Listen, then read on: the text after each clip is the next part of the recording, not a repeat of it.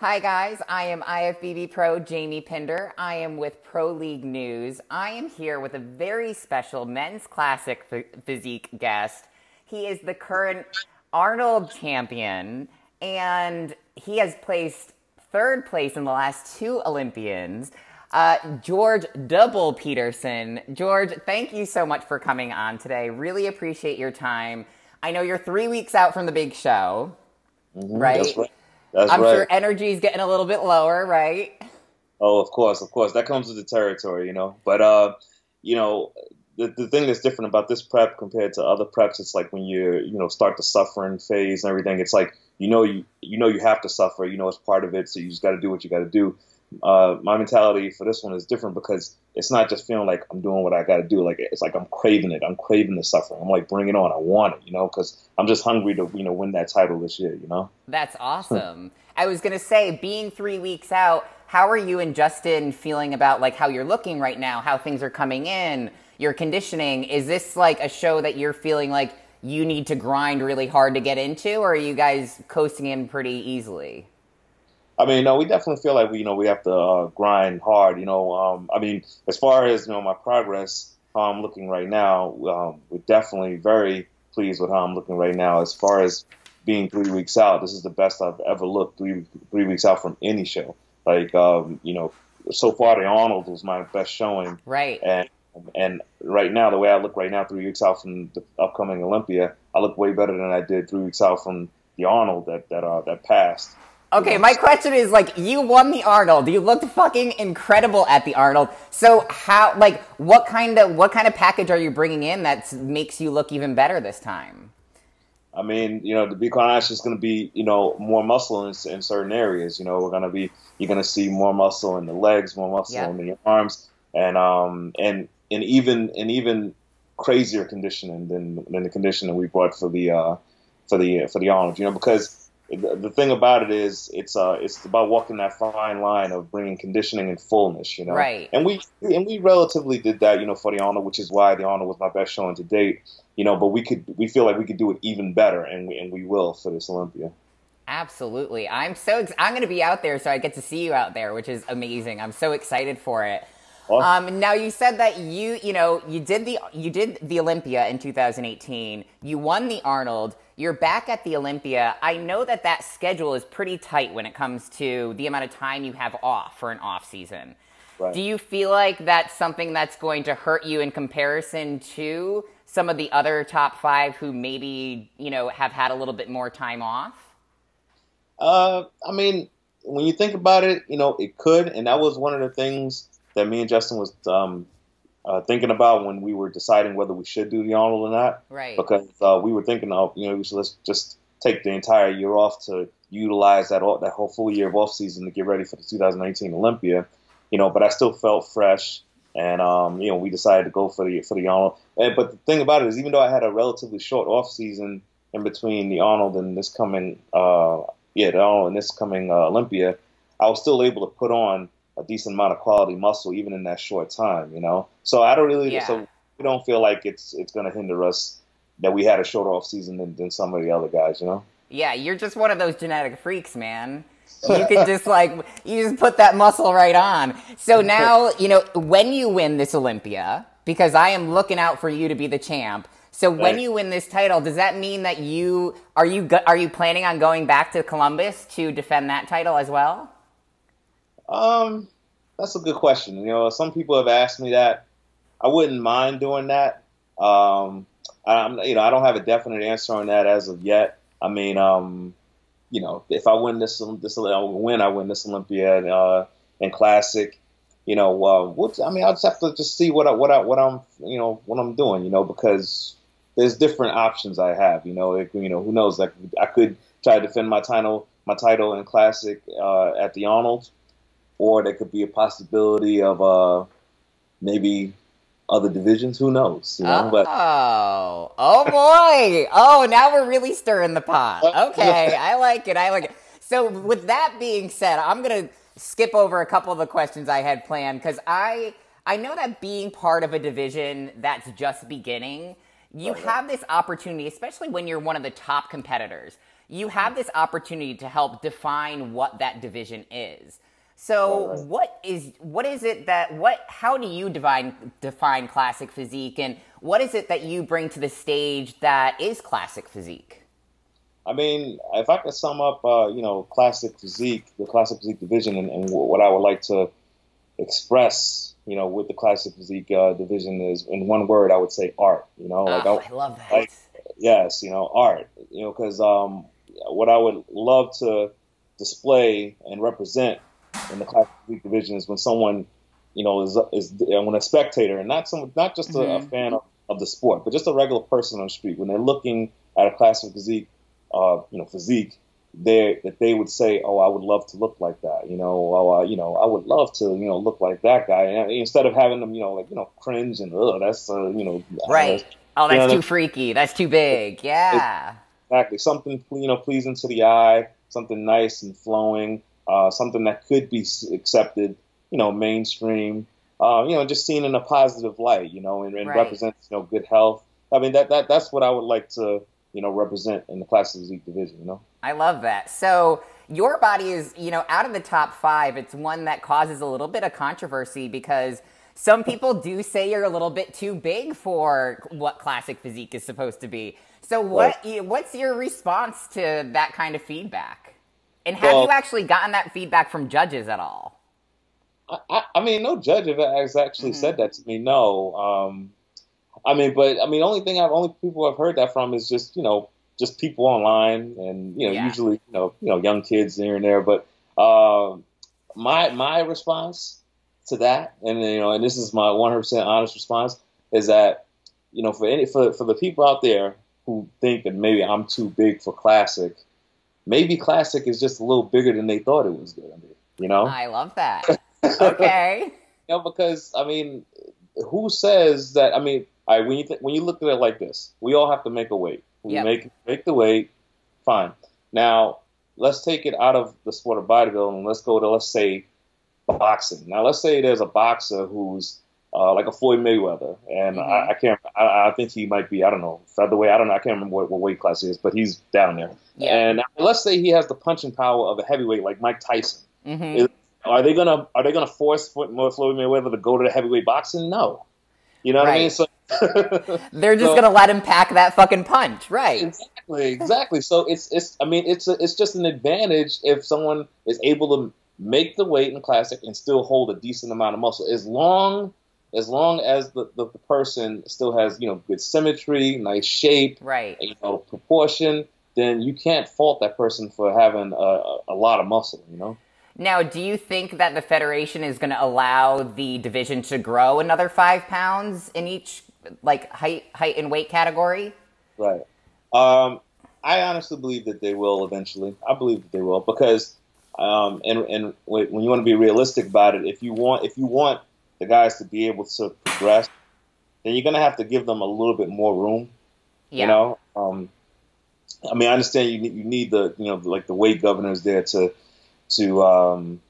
keep it separate from bodybuilding and 212 and whatnot. But I believe you will have to give the guys a little bit more room if you want them to progress. Because if you don't, then what it's going to end up doing is just going to end up cresting, and you guys are just going to staying the same. Yeah. No, I totally agree. So I see that you're doing this awesome project with New England Muscle Media. You've got a nice little documentary going. The first 2 parts are out, correct? That is correct. We have episode 1, episode 2. It's the name of it is called The Bull, The Best Is Yet to Come. It's filmed and edited by Ricky Latz, which, like you said, his IG name is at New England Muscle Media. Awesome videographer, and it's basically everything leading up to the Olympia. My day-to-day life, and it's not just only about training and eating, but it's also about getting into my personal life. You're meeting some of my family members. You're learning about my background in martial arts and my neighborhood where I'm from. Yeah, I watched the first 2 parts. They're awesome. One thing that really stood out to me was when we got to meet your sensei. And it looks like you guys still have such a close... It's almost like I actually thought that he was your father at first.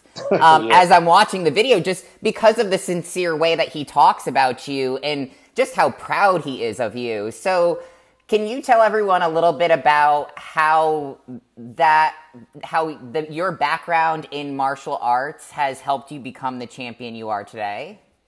I mean, absolutely. Because when I started in martial arts, I mean, like I knew right away, what I wanted when I got into the martial arts when I was 7 years old. My aspiration was Bruce Lee. I wanted to be just like Bruce Lee. And I would always try to take that extra step. So anything that my sensei, taught us in class, immediately when I would get back home, I would start practicing it over and over, trying to perfect that technique. And then I would, research other things online. Like I took the extra steps. Yeah. And I was disciplined in my training, consistently. And that discipline that I learned in the martial arts, that carried over into the to the bodybuilding world. And that same discipline I used to stick to my diet, no matter what kind of cravings I may have. I stay true to my diet. I stay true to my training. Whenever we have our belt tests in the martial arts, we had to do something called Zen meditation, and that's when you have to sit down, you have to hold your arms up, and depending on what belt you're going for, you have to hold them up for longer. So when I was going for my black belt, for example, I had to hold my arms up for about 2 hours. And now you can imagine sitting there holding your arms up for 2 hours. I mean, like it gets hard. But that teaches you the mentality to never quit, and that's essential. And when it comes to bodybuilding, and that helped me, especially in the bodybuilding world, because it's so easy to just want to give up and quit. I mean, especially because it's a sport that nobody's making you do it. Right. It's something that it's a privilege. We get to do this, right? Exactly. So the key is to not quit, follow through. And everything and all that those fundamentals that I learned in the martial arts, I carried over to the bodybuilding world. So that kind of answered my next question. I was going to ask you, what kind of advice would you give to a new competitor who is looking to get into classic physique? And, someone who maybe they have some kind of background in some other kind of sport, but they have started to find a passion in bodybuilding. How do they get to your level? I mean, I would say for the newcomers, the young guys who is interested in getting into classic physique, follow through with it, and also take your time. Take your time. You have a lot of kids always it seems like they're in a rush to try to progress. They want things to happen now. But things take time. I mean, when it comes to getting to a certain level, like all the elite guys at the Olympia, I guarantee you most of them have been training for at least 10 years. Right. At least, and so you have to put your time in, you have to pay your dues. A lot of these, kids, you still can call them kids when they're like 20, 21. Yeah. Like their bodies haven't even begun to mature yet. So, and that's one thing I want to impart to them. Also for them to do their research, on eating properly, take the time to learn their bodies, because it is a learning experience. And one thing I can impart to them is just to always remember that this sport is a marathon. It's not a sprint. Oh my God. Yes. So important. So what is one thing you wish you knew when you started bodybuilding? The one thing I wish I would have known is proper training techniques. When I first started, I used to spend just way too much time in the gym, way too much. Like when I would go into the gym, the sun would be out, it'd be like noon, and by the time I'm leaving, it's like 7 p.m. You know what I'm saying? Oh my God! All day, work training my entire body. So the one thing I wish I would have known is about recovery. Training. Yeah. But like anything else, you learn by trial and error. Yes. So you're always going to make mistakes along the way, but you learn from those mistakes, and that's what makes you better. So how many years has it been since you've kind of put martial arts to the side and started your bodybuilding career? Wow. Just so we can give everyone a little bit of perspective of how long it takes to get to your level. Yeah, it's actually been about 11 years since I put martial arts to the side and then went full on with the bodybuilding. because I'm like whenever I'm driven to on something, when I'm driven and I have my eye on something, I give 100%.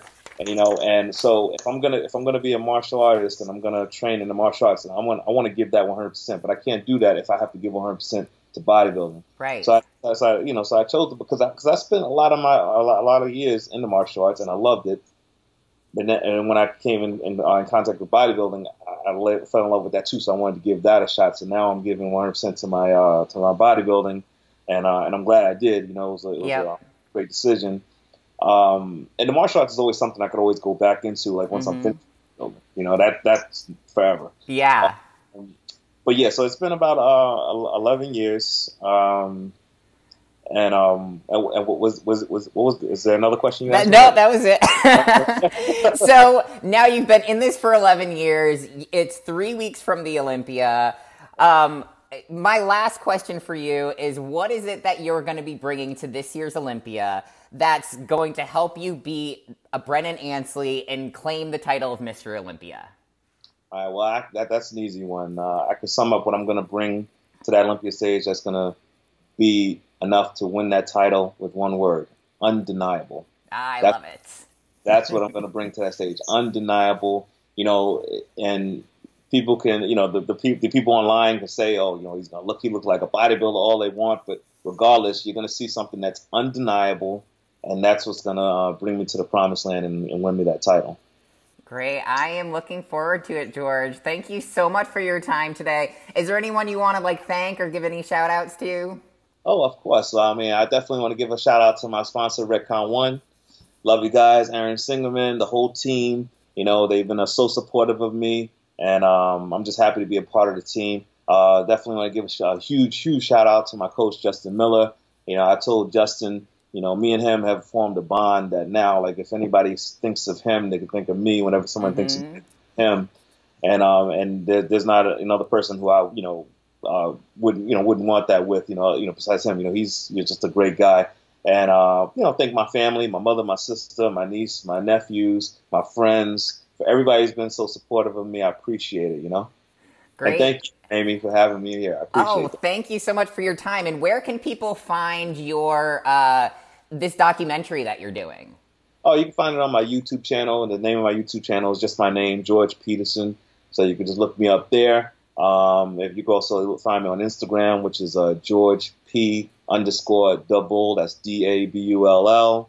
On Facebook, you can find me at IFBB PRO George Peterson. And that's the places you can find me. So definitely, if you go to my YouTube channel, George Peterson, subscribe, because we got more episodes coming out, and it's going to be good. I am looking forward to it. Well, thank you so much, George. I appreciate your time, and best of luck in these next couple weeks. And I can't wait to see you on that stage, man. Thank you, Jamie. Look forward to seeing you out there, too. All right. Have a good one. All right. Bye-bye. Bye.